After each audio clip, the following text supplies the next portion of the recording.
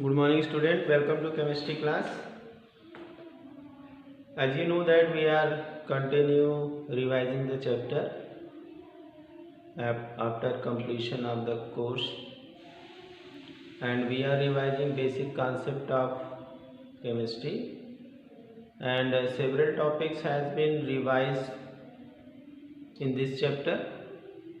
Okay, now today we will see here the atomic mass, molecular mass, and formula mass, equivalent mass, different type of masses to calculate the concentration of the solution or the amount of substance in the solution.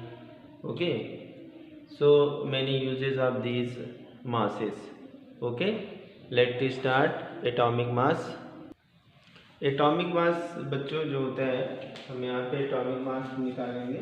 What is atomic mass? Atomic mass word से तो यही समझ में आ रहा है कि atomic mass जो होता है मास ऑफ एटम. एक्चुअल में क्या होता है कि हम लोग पढ़ चुके हैं कि आइसोटोप्स जो होते हैं, सेम किसी किसी एलिमेंट में डिफरेंट टाइप ऑफ आइसोटोप्स होते हैं. एटॉमिक नंबर जिनके सेम होते हैं, एटॉमिक मासेस जिनके डिफरेंट होते हैं. तो एक्चुअल में एटॉमिक मास जो होता है वो एवरेज रिलेटिव एटॉमिक मास होता है. एवरेज रिलेटिव मतलब क्यों? क्योंकि आइसोटोप्स अगर एग्जिस्ट करते हैं तो हम किसी भी एलिमेंट के एटम का एग्जैक्ट एटॉमिक मास नहीं बता सकते. किसी भी एलिमेंट के एटम का एग्जैक्ट एटॉमिक मास नहीं बता सकते हैं. क्यों? क्योंकि वहाँ पे आइसोटोप के फॉर्म में ये एग्जिस्ट करते हैं. तो इसलिए हम यहाँ पे एवरेज निकाल लेते हैं. फिर एवरेज को हम कंपेयर करते हैं किसके साथ? कार्बन के एटॉमिक मास के साथ. तब जाकर के हमें एटॉमिक मास निकलता है. फिर से एक बार बता दें, एटॉमिक मास अगर हमें किसी का निकालना है तो एक्चुअल में हम लोग एवरेज लेते हैं. एवरेज क्यों लेते हैं? क्योंकि हम लोग जानते हैं कि आइसोटोप्स पाए जाते हैं. जैसे कार्बन 12 है, कार्बन 14 है, ऑक्सीजन के भी 2 आइसोटोप हो गए, क्लोरीन के आइसोटोप्स हो गए.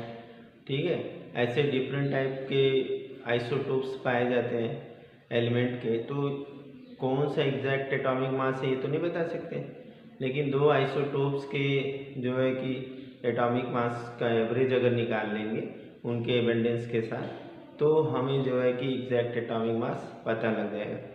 फिर भी हम लोग यहाँ पे एक पैरामीटर यूज़ करते हैं, जिस पैरामीटर की मदद से किसी भी एटम का एटॉमिक मास, किसी मॉलिक्यूल का मॉलिक्यूलर मास हम कैलकुलेट कर पाते हैं.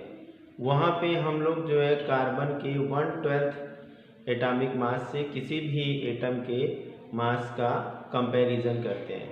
हम वहाँ पे देखते हैं कि किसी भी एटम का जो एवरेज एटॉमिक मास है वह कार्बन के 1/12 एटॉमिक मास का कितना गुना है वो उसके एटॉमिक मास को बताता है. समझ में आया? इसी चीज़ को हम लिख लेते हैं, फिर एग्जांपल देख लेते हैं तो समझ में आ जाएगा. It is the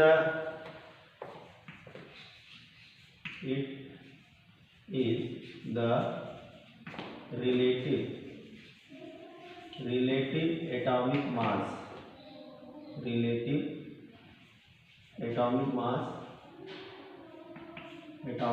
of an atom.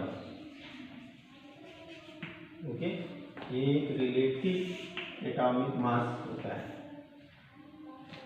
Okay, किसी भी एटम का जो एटॉमिक मास होता है वो average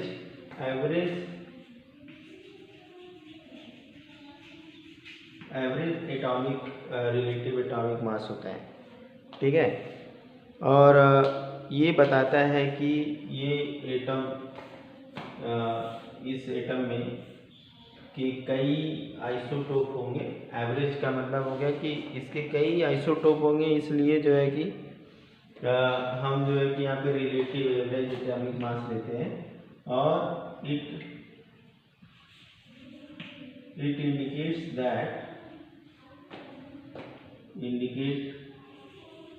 indicates that how much heavier than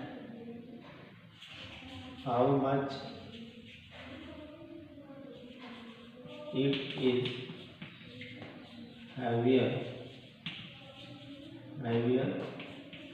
than 1/10 atomic mass of carbon mass of a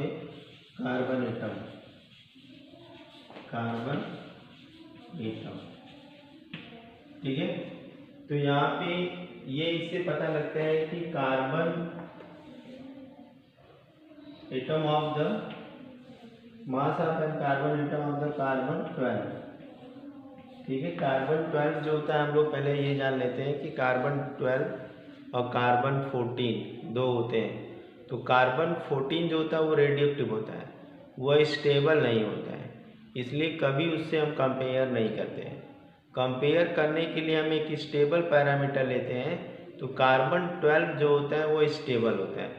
तो स्टेबल होने के नाते हम उसी के एटॉमिक मास से हम कंपेयर करते हैं कि किसी भी एटम का एवरेज रिलेटिव एटॉमिक मास, यानी एटॉमिक मास जो है वह कार्बन 12 के 1/12 पार्ट से कितना भारी है। ये हमारा पैरामीटर होता है कार्बन 12 का एटॉमिक मास जो होता है। चाहे हमें मॉलिक्यूलर मास निकालना हो, चाहे हमें एटॉमिक मास निकालना हो, हम हमेशा कंपेयर करते हैं कार्बन 12 के 1/12 एटॉमिक मास से कितना हैवियर है, वही उसका एटॉमिक मास होगा, वही उसका मॉलिक्यूलर मास होगा, ठीक है। तो यहाँ से हम लिख सकते हैं average relative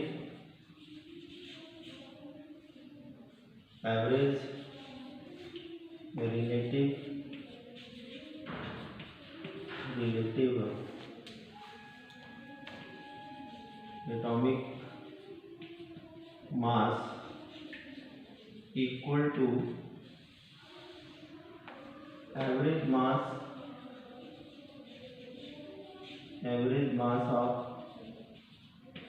of an atom upon 1/12 atomic mass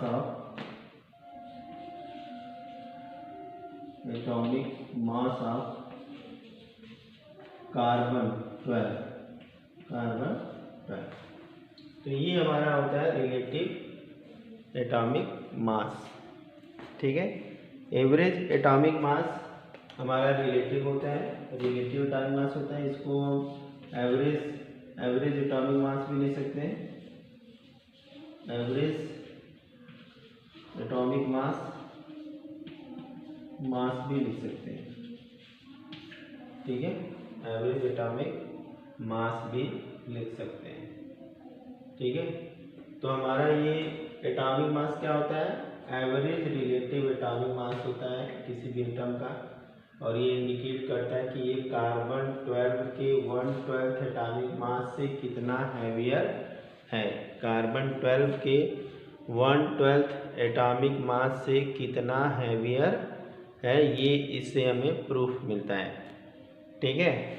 इसको नोट कर लीजिए।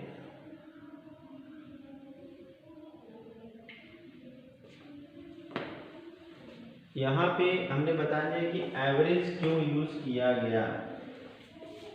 अभी इसको हम लिख देते हैं यहाँ पे, average word indicate the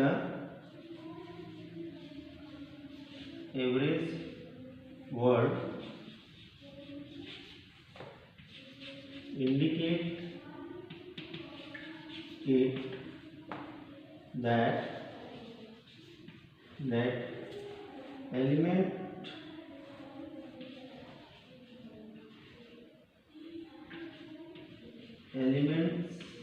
have different isotopes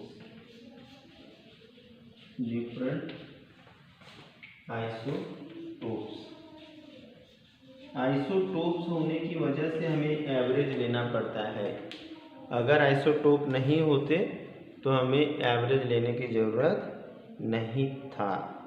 अब ये नेचर में एक तरह से मिक्सचर होता है, ये जो एलिमेंट का एटम होता है वो मिक्सचर होता है। तो एग्जैक्ट अगर हमें एटॉमिक मास निकालना है तो उसके लिए हमें एवरेज एटॉमिक मास पहले निकालना पड़ेगा। पहले क्या करना पड़ेगा, एवरेज एटॉमिक मास निकालेंगे। एवरेज एटॉमिक मास निकालने के बाद तब जा कर के हम लोग जो है कि एक पर्टिकुलर रिजल्ट पे पहुंचेंगे। ठीक है, तो ये वर्ड एवरेज इसीलिए यूज़ किया गया है क्योंकि कोई भी एटम है एलिमेंट का तो उसके डिफरेंट आइसोटोप्स होते हैं, तो उस नेचर में कितना वो एबंडेंट है, कितना पाया जाता है, उससे उसको कैलकुलेट करके हम एवरेज एटॉमिक मास निकाल सकते हैं। ठीक है, जैसे कि एग्जाम हम ले लेते हैं, यहाँ पे इसको इरेज करेंगे, हो गया होगा। चलिए इसको हमने इरेज कर दिया।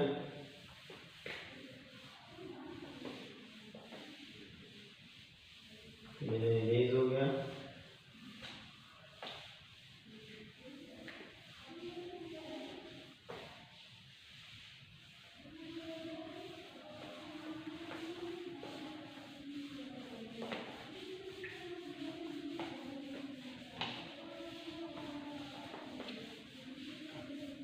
ठीक है, अब हम लोग यहाँ पे क्या निकालते हैं, average atomic mass. Average atomic mass, ठीक है, तो ये इक्वल टू होता है रिलेटिव एबंडेंस। कितना, जैसे अगर क्लोरीन के दो जो है कि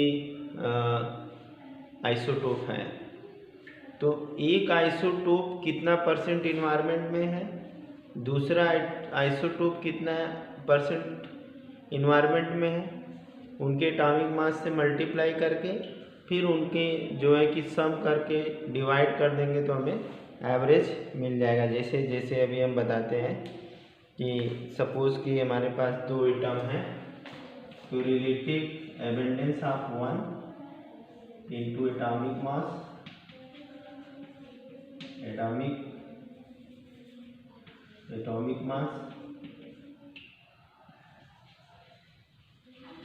एटॉमिक मास, एंड यहाँ पे हम इसको लिख देते हैं relative abundance into mass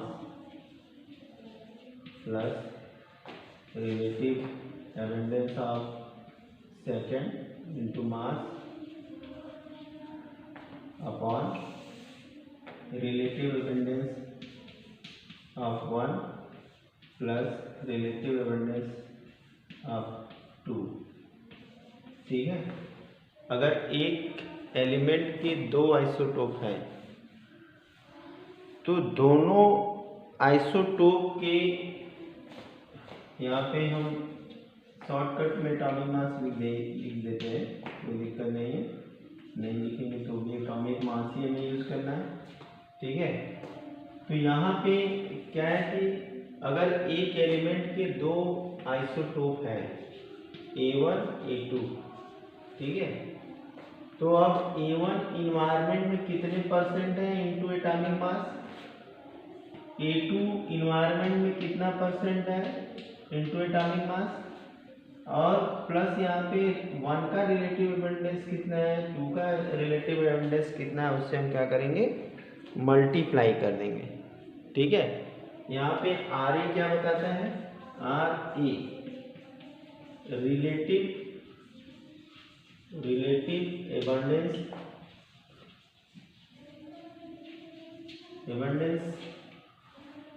relative abundance in nature.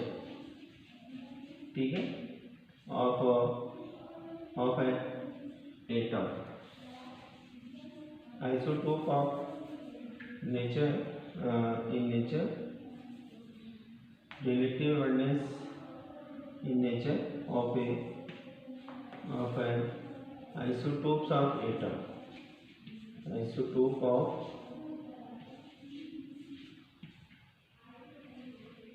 Isotope of atom. ठीक है, उस एटम का कोई भी आइसोटोप कितना परसेंट जो है कि नेचर में है, इस तरह से रिलेटिव एविडेंस क्या होता है, परसेंटेज होता है। ठीक है, उसके एटॉमिक मास से मल्टीप्लाई कर देंगे और मल्टीप्लाई करने के बाद जो है कि वहाँ पे हमें मिल जाएगा परसेंटेज। ठीक है, तो ये इस तरह से हम एवरेज एटॉमिक मास निकाल सकते हैं। ठीक है, अब अगर in case of volatile chloride, एक अगर कोई केस वोलेटाइल का होता है, in case of volatile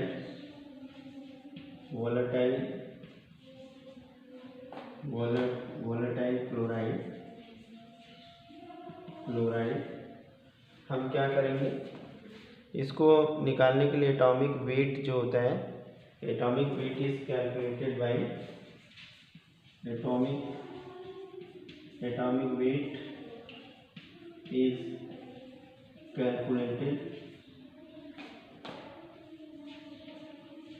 calculated by, तो यहाँ से एटॉमिक वेट इक्वल टू क्या हो जाएगा, अगर हमें यहाँ पे निकालना है तो ये हो जाएगा equivalent weight into valency, equivalent weight into valency. ऐसे हम एटॉमिक वेट निकाल सकते हैं। और अगर हमें वैलेंसी निकालनी हो तो वैलेंसी अगर निकालना हो तो वैलेंसी इक्वल टू हो जाएगा, यहाँ से वैलेंसी इसी तरह से निकालना हो तो atomic weight upon equivalent wait हो जाएगा। ठीक है, एक तरीका तो हो गया। दूसरा ये हो गया, इसको हम वेपर डेंसिटी से भी निकाल सकते हैं। कैसे निकालेंगे, यहाँ पे 2 into vapour density upon equivalent weight of metal, 2 into vapour density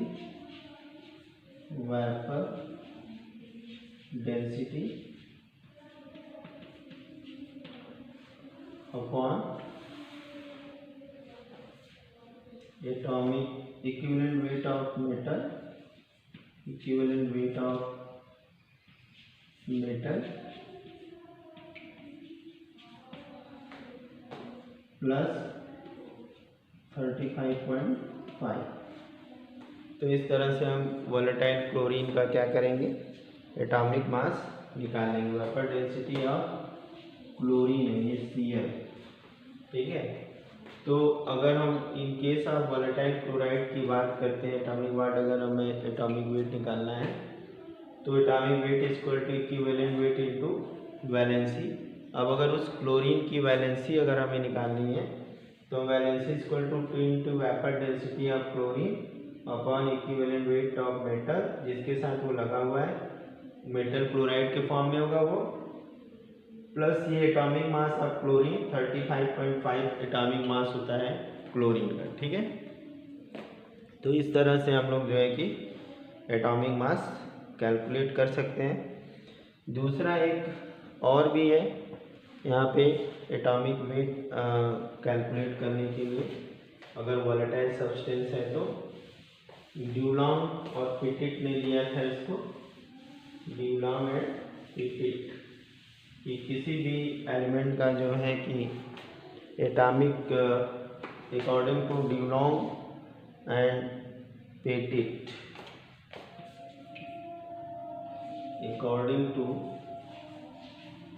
according to Dulong and Petit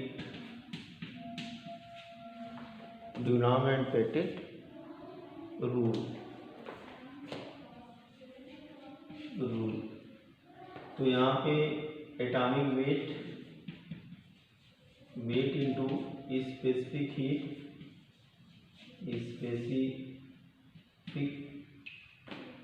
heat into 6.4। ठीक है, ये एक रूल है ड्यूलॉन्ग और पेटिट का। कि अगर हमें स्पेसिफिक हीट पता हो तो हम एटॉमिक वेट निकाल सकते हैं, अगर एटॉमिक वेट पता हो तो स्पेसिफिक हीट निकाल सकते हैं। वो कितना होता है 6.4 के बराबर होता है इसका प्रोडक्ट। नेक्स्ट अब हम देखेंगे जो है कि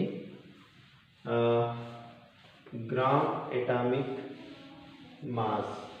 तो ग्राम एटॉमिक मास तो नाम ही सजेस्ट करता है कि एटॉमिक मास इनटू ग्राम।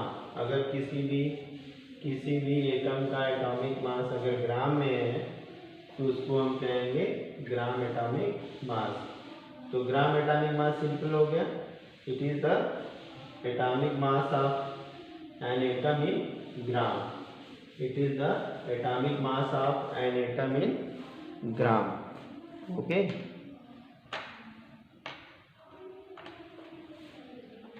ग्राम एटॉमिक मास, ग्राम एटॉमिक मास, ठीक है।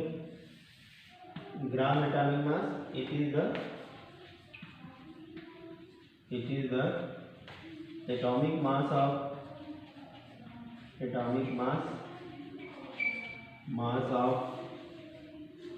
एन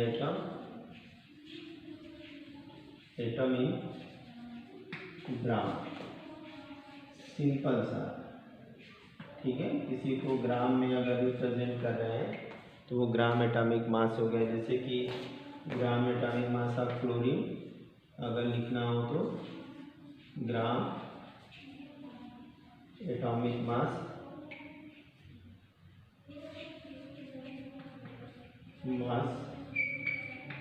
इक्वल टू 35.5 ग्राम पर मोल भी लिख सकते हैं यहाँ पे। ओके, तो ये ग्राम एटॉमिक मास हो गया। नेक्स्ट अब हम आते हैं मॉलिक्यूलर मास, ठीक है। मॉलिक्यूलर मास नोट कर लिया इसको। चलिए इसको अब हम नेक्स्ट देखते हैं हमारा यहाँ पे मॉलिक्यूलर मास।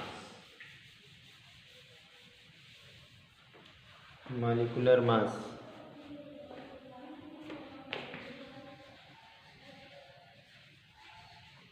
मॉलिक्यूलर मास जैसा नाम सजेस्ट करता है, यहाँ पे अब एटम का मास हम नहीं निकालेंगे, अब हम मॉलिक्यूल का मास निकालेंगे। तो it is the mass of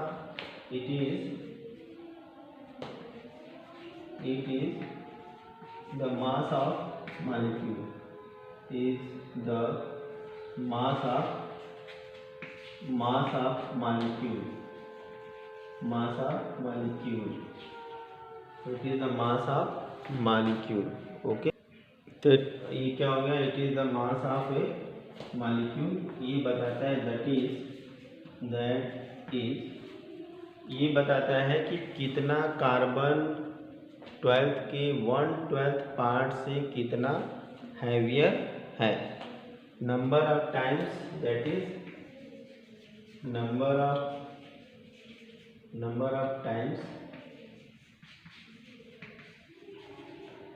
times it is heavier than 1/12 atomic mass of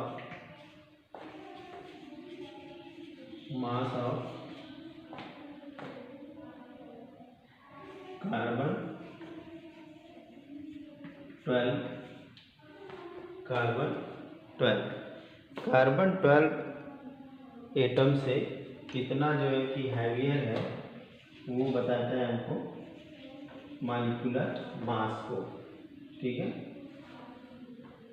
कभी अगर जैसे क्वेश्चन पूछ दिया कि atomic molecular mass of hydrogen is 2, question यहाँ पे लिख देते हैं। क्वेश्चन है, what do you mean by 2 molecular mass of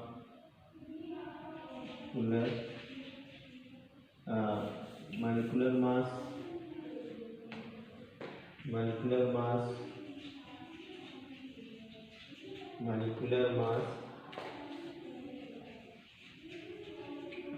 of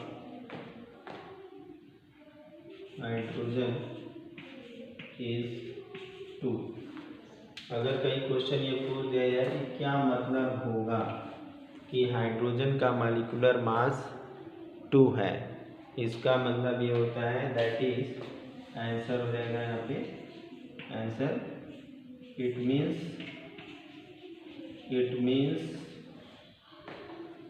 hydrogen molecule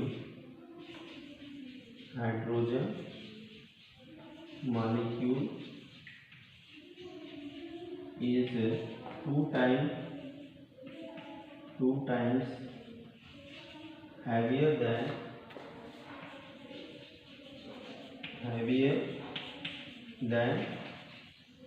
1/12 atomic mass of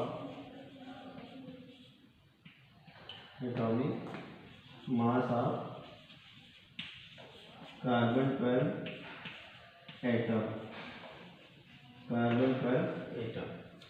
ठीक है, कितना गुना भारी है कार्बन 12 से 2 गुना, 2 टाइम्स, इसका मतलब ये होता है। इस तरह से हम क्वेश्चन बना सकते हैं। ठीक है, तो मॉलिक्यूलर मास क्या हो जाएगा, यहाँ पे ये समझ में आएगा कि it is a mass of a molecule. इसका मतलब है कि नंबर ऑफ टाइम या how many number of times it is heavier than the 1/12 atomic mass of carbon 12। जैसे हमने क्वेश्चन पूछा कि हाइड्रोजन का मॉलिक्यूलर मास 2 है, इसका मतलब क्या है, इससे मतलब ये है कि ये हाइड्रोजन का जो एटॉमिक मास है 2, ये 1/12 एटॉमिक मास ऑफ कार्बन से 2 टाइम क्या है, हैवियर है, 2 टाइम हैवियर है। चलिए और भी हम इसमें देख लेते हैं एटॉमिक मास में कुछ चीज़ें। ठीक है, इसमें और भी चीज़ें हैं अभी एटॉमिक मास में। तो अब एटॉमिक मास की तरह से यहाँ भी हम लिख सकते हैं कि molecular mass equal to average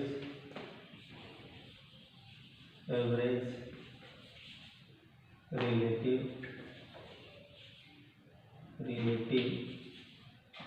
molecular mass upon 1/12 atomic mass of carbon 12 atom. ठीक है, इस तरह से हम इसका भी मॉलिक्यूलर मास निकाल सकते हैं। अब ग्राम मॉलिक्यूलर मास की बात करते हैं यहाँ पे, तो सेम वही चीज़ हो जाएगा, gram molecular mass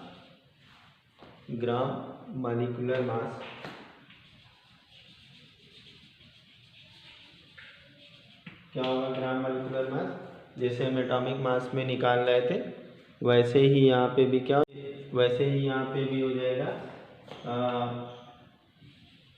molecular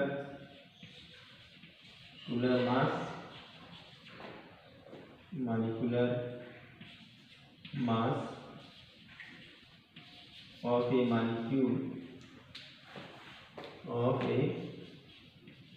molecule is in gram. ठीक है, इसका मतलब है कि ग्राम में इसका molecular mass of a molecule is in gram. अगर ग्राम में हम लेंगे मॉलिक्यूलर मास तो हमारा क्या हो जाएगा, वो हो जाएगा ग्राम मॉलिक्यूलर मास। ठीक है, अब हम नेक्स्ट आते हैं, मॉलिक्यूलर मास निकालने के लिए एक और तरीका है molecular mass equal to molecular